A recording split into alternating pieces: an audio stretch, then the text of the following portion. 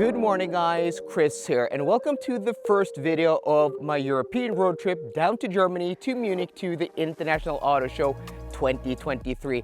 Guys, the next week and a half here on the channel is going to be super awesome. Driving down to Germany, 2 days of vlogging. Today we're going from Oslo to right south of Hamburg to Lüneburg, almost 1,200 kilometers in the Mercedes EQE SUV 43 AMG. So what a perfect car for going on a European road trip. So 2 days to go down to Munich and then a few days at the International Auto Show. I hope they're going to show a lot of cool cars there that I'm going to make videos for you guys. And then if I have a few days off, maybe I'll go to Italy for a day, maybe I'll travel Eastern Europe, maybe I want to go to Hungary. We'll have to find out if I have any time. That depends on what cool cars they have at the IAA. Also down in Germany, I'm going to meet Kyle from Autospec Reviews and also Chris from Battery Life. So today and the days to come and the next week and a half is going to be awesome here on the channel. So if you don't want to miss out on all the cool vlog videos, on all the cool road trips and all the cool electric cars that are coming, please be sure to subscribe to the channel and hit that notification bell so you don't miss out on anything. So without further ado, let's jump into the EQE SUV 43 AMG and then head down to Germany.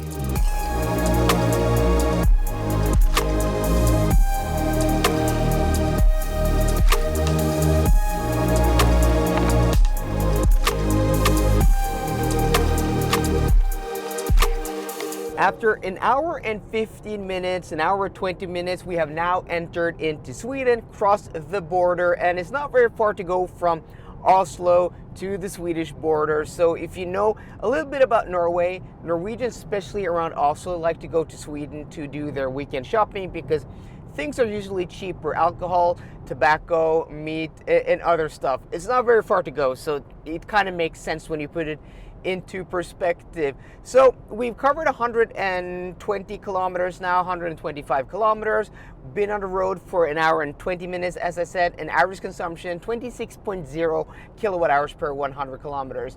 Is that high? Is that low? I have no idea. I have no gauge of the consumption of this car yet. I picked it up yesterday, drove it home, charged it overnight, packed for this trip, and just left this morning. So I haven't driven this car at all. But according to the weather though, and the weather map and wind map, conditions pretty nice. It's calm now, no wind.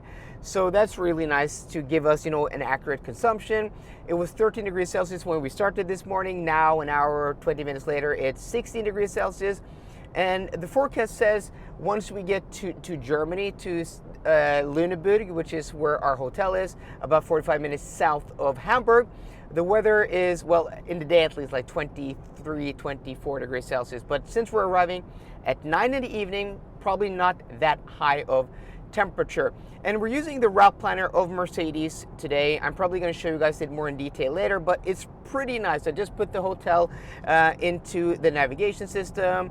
The car takes like 20 seconds to calculate a route, put in all the charging stops, and according to the car, on this 1,200 kilometer trip today, we're going to have to stop and charge 3 times for a total of 2 hours. Will we charge, quicker or slower?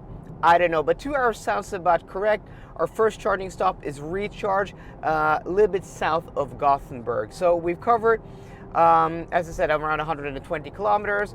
To that destination is about 220 kilometers, so around 350, 360 is what we're able to do on this first leg. And that is not bad at all. That is actually pretty decent.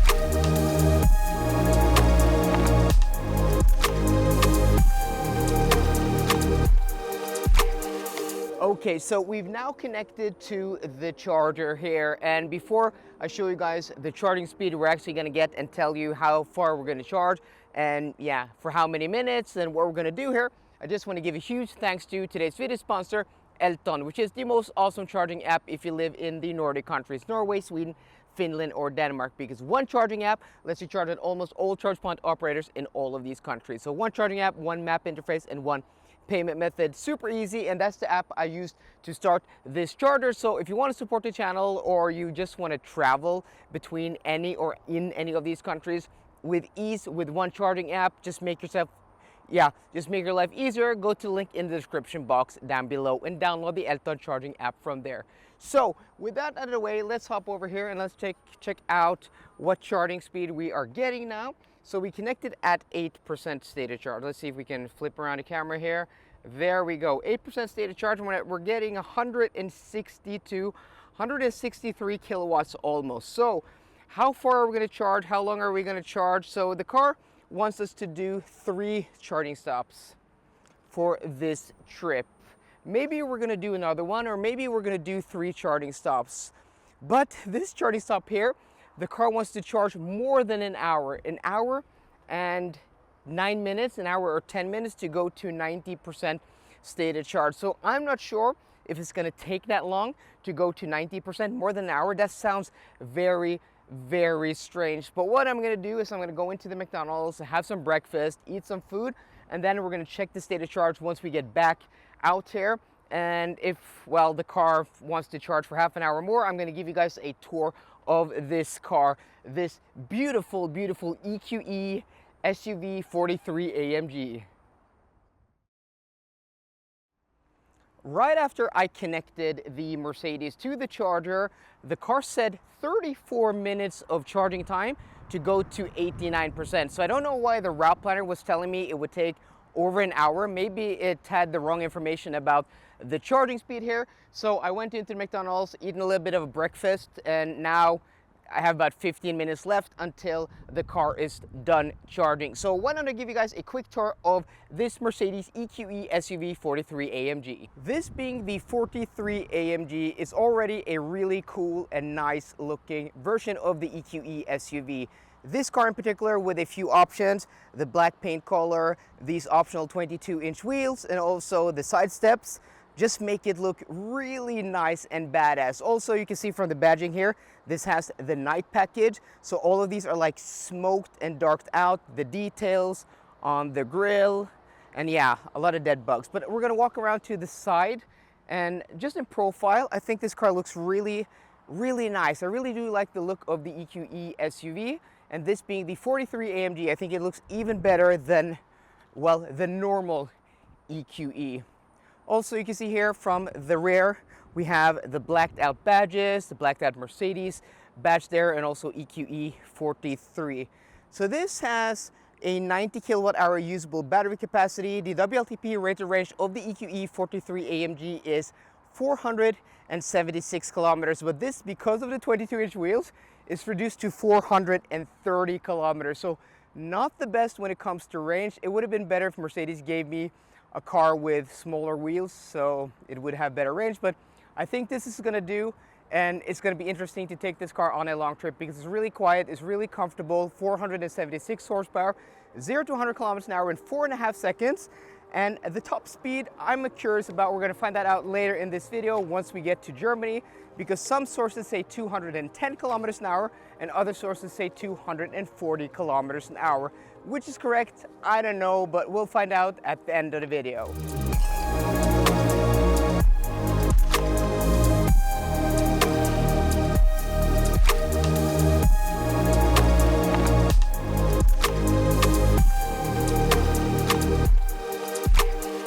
Welcome to windy Copenhagen and welcome to Denmark. So we're now at a Circle K charging station here, charging right outside of Copenhagen here in Denmark, and we're right here with 10% battery. Consumption is now at 25.7 kilowatt hours per 100 kilometers. So it's risen a little bit, but it's stayed quite stable. And actually, you know, I was using the route planner in this car, and it's awesome, the route planner, but it's not perfect. It wanted us to stop at the Ionity charging station in Malmö, but I was like, Ionity charging stations in Sweden along the E6 have been, well, very busy lately. Like the past year or two, I've been driving, you know, these routes. So I'm like, let me check the Elton charging app to see if, well, what the queues are. And yeah, the charging app was telling us that 1 out of 6 or 0 out of 6 chargers were vacant. That usually means there is a queue, and once a car has disconnected, it takes like a few minutes before another car connects. So that's what you get at 1 or maybe even 2 out of 6. So I'm like, okay, let me check the Elton charging app. if there's another charger we can choose, and I found this charging station here by this Circle K. So a little bit small detour, like only 3 kilometers away from the main motorway, the E20. But what's nice here is that they actually have 3 of these Alpatronic hyperchargers.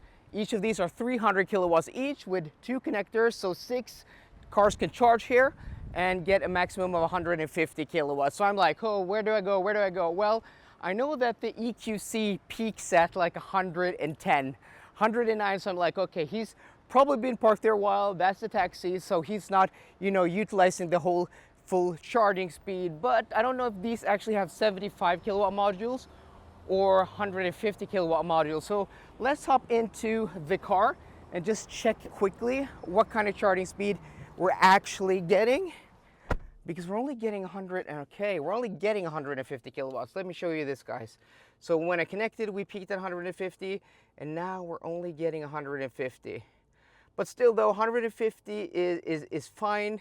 This car does, you know, peak at 165 or 67 or 168. So getting 150, 151, it's fine enough. So I think we're gonna charge here to around 80%, maybe 70% will be enough. And then we'll go to the next charging station, which will be our last charging stop for this trip.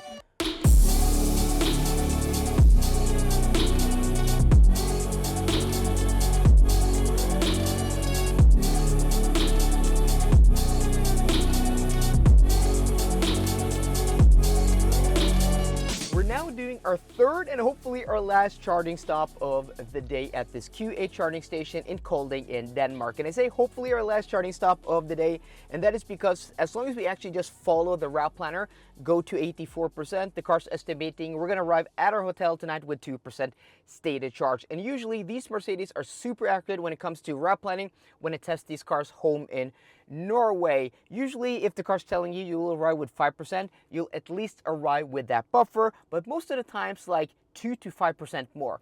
Today though, with this car, with all the stops and all the charging sessions we've had, we've actually arrived with less battery than the car has been estimating. But I've charged to a buffer of 10 to 15%, so it hasn't been a problem. The car using like 5 to 7% more. But that means going to 84% and the car estimating we're gonna arrive with 2% isn't a good enough buffer.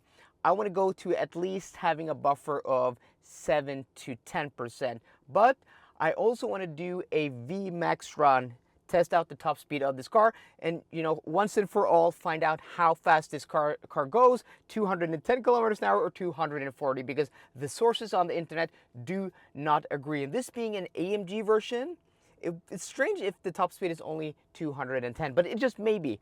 So I don't know if even going to 90% is enough. So maybe we actually have to do a fourth charging session today, but we'll see. I'm gonna go to 90 at least, maybe a little bit more. So I'm feeling maybe for a fourth charging session, depending on how much I want to go, well, top speed with this car today. Okay guys, we've just crossed into Germany, and the first thing we're met with is de-restricted Autobahn. So we're going to put the car into Sport Plus, and there's a little bit of traffic here in all the way north in Germany. Usually very, yeah, there's a lot of traffic here, but it's getting a little bit late now, 6:30, and then we have one Dacia, yeah, going 114. But okay, once these cars clear, let's go full throttle. Oh, come on, Dacia, get out of the way. And then we have a Taycan Cross Turismo behind us with a ski box, roof box, and on German plates. Okay, let's go. VMAX. Okay, full throttle. Let's see what the top speed is. 476 horsepower. Will it go past 210? That's 210 indicated. And that is 217 on the speedometer, which is probably 210 GPS. So that's a little bit disappointing. 217 is the top speed of the EQE SUV 43 AMG. I think you have to go for the 53 with the AMG driver's pack to be able to go 240. But yeah, 210 GPS, 217 indicated. I mean, it's still fast. It's still fast. It's gonna have to do going down to Germany, going down to Munich. I mean, we're in Germany. And I mean, we're still blasting in the left lane, but oh no, this alpha, yeah. Not even indicating. But okay, that was our top speed run. So before we arrived in Germany, the car already put in an extra charging stop for us at Ionity and Brokenlanda Ost. So we're gonna do a short charging stop there. It says 8 minutes to go to 45%, and then we'll arrive with 12% at our hotel. We have charging close to our hotel, 22 kilowatts. This car only has like 11 kilowatt onboard charger, so that's still full charge in like 8 hours. So that's gonna be good enough. Let's see if we can do another top run here. Is that an EQE in front of us? Well, it picks up speed very quickly. There we go, 210. No, that's a Hyundai. Is that an N? Is that like an i30N? Oh, that's cool.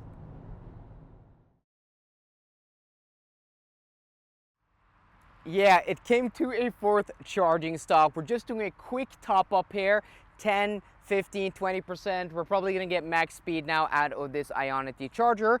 And yeah, you know, going top speed on the Autobahn really eats through the battery. And I had an EQE 53 AMG in front of me. We weren't racing because that's not allowed, but when he, you know, opened up his throttle when the traffic cleared, I tried to keep up with him, but he has a higher top speed. So I kept up with him like acceleration-wise almost, but once I had 217, it's like hitting a wall.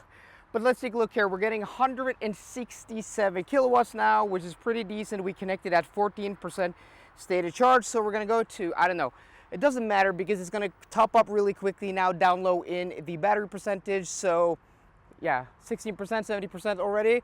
Probably gonna go to like 30, 40, maybe 50. So I have enough juice to blast to the hotel at VMAX as much as possible, because as I was, you know, going faster and faster, the actual time to my destination decreased, which does make sense, but we're also eating through battery. So the thing is, like here in Germany, you can go slower, you can conserve energy, you can have lower consumption. We're gonna talk about consumption at the end of the video, but you can have lower consumption, but it looks like the car prefers to go faster and then stop and charge more often. So if you are annoyed about stopping and charging, you may not want to do that, but I like going fast, especially here in Germany in the left lane. But keep your distance to the car in front.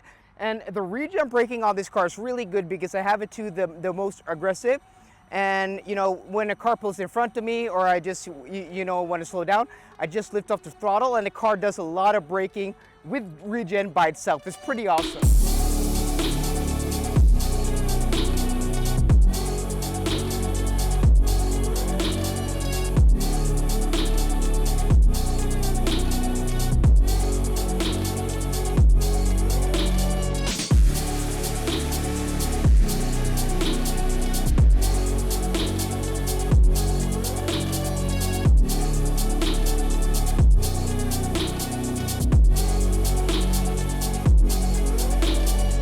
After 12 hours and 50 minutes on the road, we're now here at the hotel in Lüneburg, about 45 minutes south of Hamburg.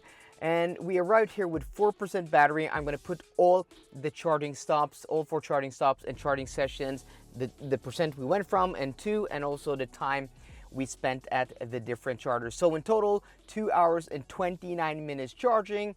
Not too bad considering we were burning through energy once we got to Germany. So we had about, what was that, like 200 kilometers through Germany today, and just going VMAX and burning through. So I charged till the car showed we were gonna ride with 30%, but I ride here with 4%. So yeah, high consumption, 29.7 kilowatt hours per 100 kilometers and an average speed of 112 kilometers an hour.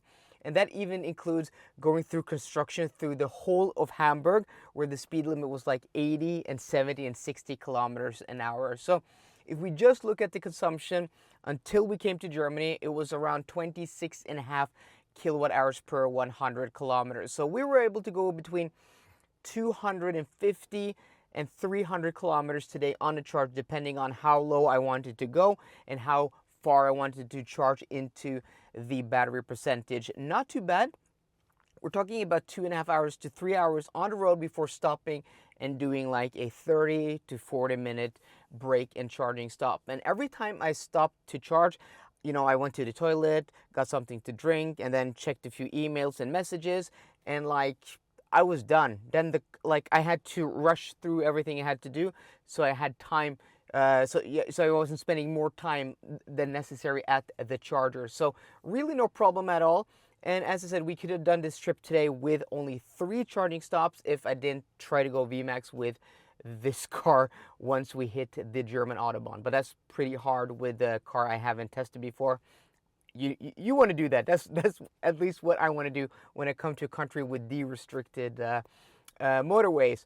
So the last thing I want to say before we end this video, and also tomorrow's video is going to be really exciting, going from here down to Munich, a much shorter video, and we're going to go VMAX all the way, really burn through and see is it fast to go fast, like with an electric car. And then when we go back later this week, I want to go, an average speed of maybe 150, 160 kilometers an hour to test that out. So that's going to be really interesting. So don't miss out on tomorrow's video. But today, no hassle, no range anxiety really, no charger anxiety, no chargers were full. We had a lot of options. I was using the route planner here, and it's really easy to use. It's really easy to push the car more if you want to go deeper into the charge, or if you want to charge earlier.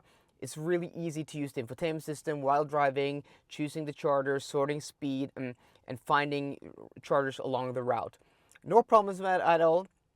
No issues at all. And also I was using also the Elton charging app, which also was like an extra layer of security and safety on top of everything. I could just like check the charger speeds. And I know, the Elton charging app is more updated than the infotainment system here. And also you can check real-time traffic data and real-time queues and stuff like that. So, having both the app as, to double check when I felt it was necessary, and just relying on the infotainment system and the route planner in this EQE, really no problem, no hassle at all. I've driven this route here a couple of times now, even in Teslas, and because this can charge at all chargers, and it doesn't discriminate. It's so easy and nice to use the infotainment system and the route planner in this car, and I can't wait to go deeper into Europe tomorrow, further south, and also hopefully later this week maybe we're going to go to Italy and really push this car down to new territory. So that is today's video. That is today's trip. 1,146 kilometers, so 1,150 kilometers, almost 1,200 kilometers in less than 13 hours. So not bad with a large SUV like this that is performance oriented and not spec to be the most efficient with these large wheels. So guys, I really do hope you enjoyed today's video. If you did, please drop me a thumbs up down below, and for more car content, as always, please subscribe. See you guys around. Goodbye.